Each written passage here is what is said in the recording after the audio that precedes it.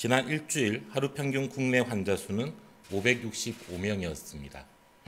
직전 한 주간에 597명에 비해서는 32명, 5.4% 감소하였습니다.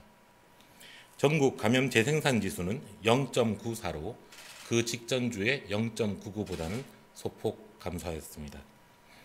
4월 하순부터 지난주까지 2주 연속으로 환자 수는 감소하고 있지만 주중 휴일이 있었고 감소폭이 작아 유행이 본격적으로 감소 추세인지는 불명료합니다.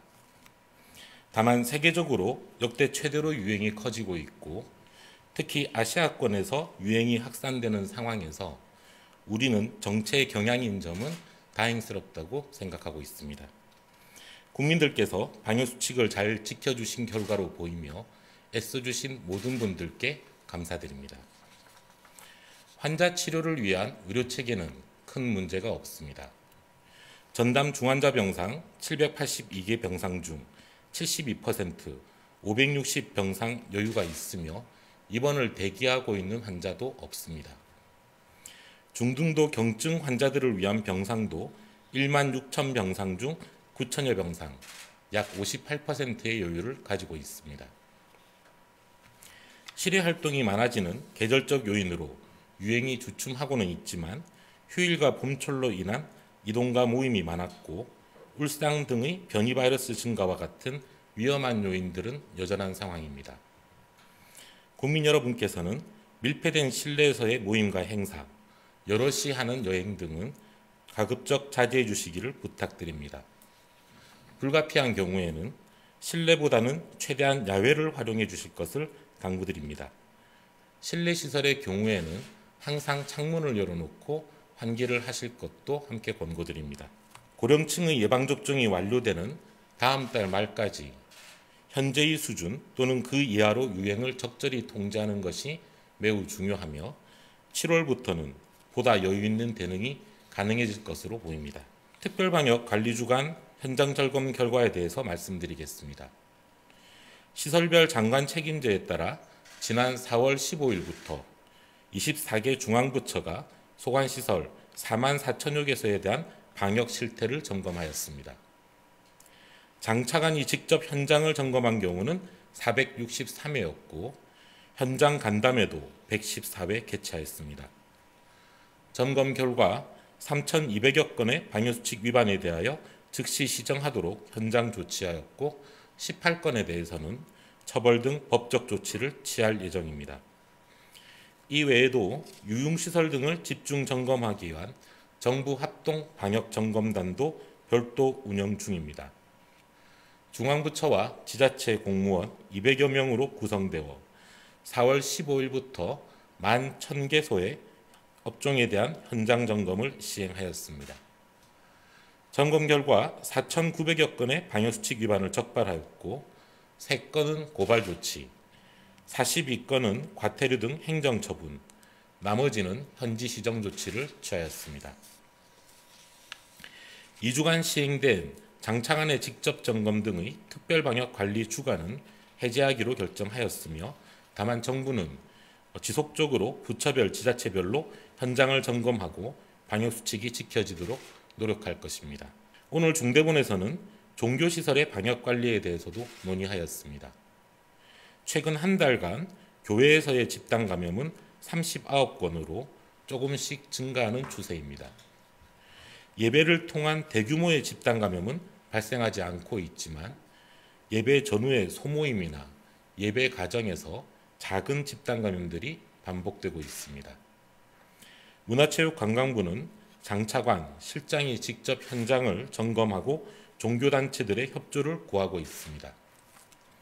또한 과학기술정보통신부와 함께 비대면 종교활동을 위한 데이터를 지원하고 콜센터 등과 연계하여 활동을 지원하고 있습니다. 다가오는 석가탄신일, 라마단 등 주요 종교 행사에 있어 종교인들께서도 우리 사회를 위해 스스로 모범을 보여주시기를 부탁드리겠습니다. 국민 여러분, 내일 월요일부터 65세 이상 어르신들의 예방접종 예약이 시작됩니다.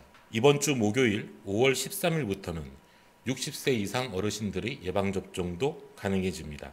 70세 이상 어르신들은 이미 예약을 받고 있으며 5월 9일 0시 기준 26.2%, 약 4분의 1의 예약률을 보이고 있습니다. 고령층, 어르신들의 경우 본인의 생명과 안전을 보호하기 위한 가장 효과적이고 우수한 방법이 예방접종입니다. 국내외의 전문가들이 예방접종의 편익이 위험보다 훨씬 크다고 설명하고 있는데 특히 고령층에서 절대적으로 이익이 커집니다. 코로나19는 고령층에게 아주 위험한 감염병입니다. 전체 치명률은 1.5%이지만 60세 이상 환자에서는 5.2%, 100명 중 5명이 사망하는 치명률을 보입니다. 오늘 현재까지 전체 사망자 1,874명의 95%가 60세 이상의 고령층입니다. 반면에 한 번의 예방접종만으로도 86%의 예방 효과를 볼 수 있습니다.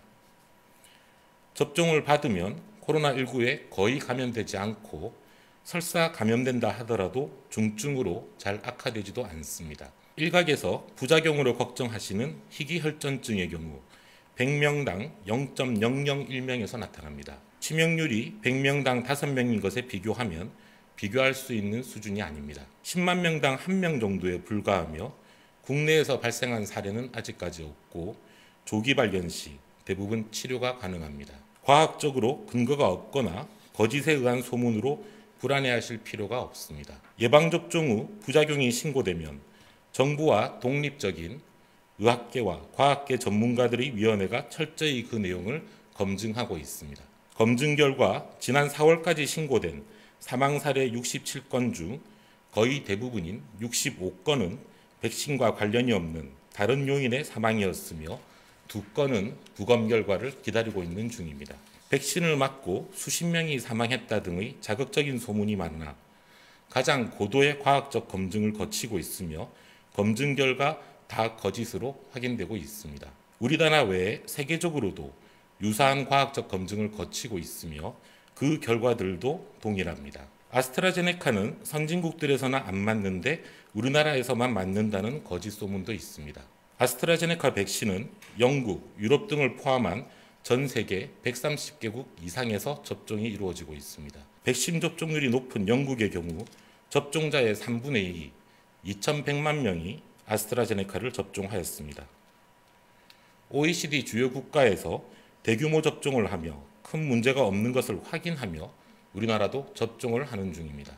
대통령, 총리, 복지부 장관, 질병관리청장, 그리고 저희 방역당국도 아스트라제네카를 접종하였습니다. 외국에서도 영국, 독일, 프랑스, 이탈리아 등의 총리들이 아스트라제네카 백신을 접종하였습니다. 국민 여러분, 특히 어르신 여러분들, 간곡히 부탁드립니다. 고령층의 경우 예방접종을 반드시 받으셔야 합니다. 어르신들의 예방접종은 집단 면역의 목표 달성을 위해서가 아니라 어르신들 본인의 생명과 안전을 보호하기 위해 가장 효과적이고 반드시 필요하기 때문입니다. 집단 면역을 위한 접종률 70%, 80%가 아니라 받으실 수 있는 모든 어르신들은 접종을 받으시는 게 어르신들 본인을 위해 가장 좋은 선택입니다. 이는 객관적 사실에 근거한 가장 과학적인 권고이며 전 세계적으로 모든 의과학계와 정부의 공통된 입장이며 저희 방역당국의 신념이기도 합니다. 이런 이유 때문에 어르신들부터 최우선적으로 예방접종을 시작하는 것입니다. 반과학적이고 거짓에 근거한 소문을 믿지 마시고 과도한 불안을 가지실 필요가 없습니다.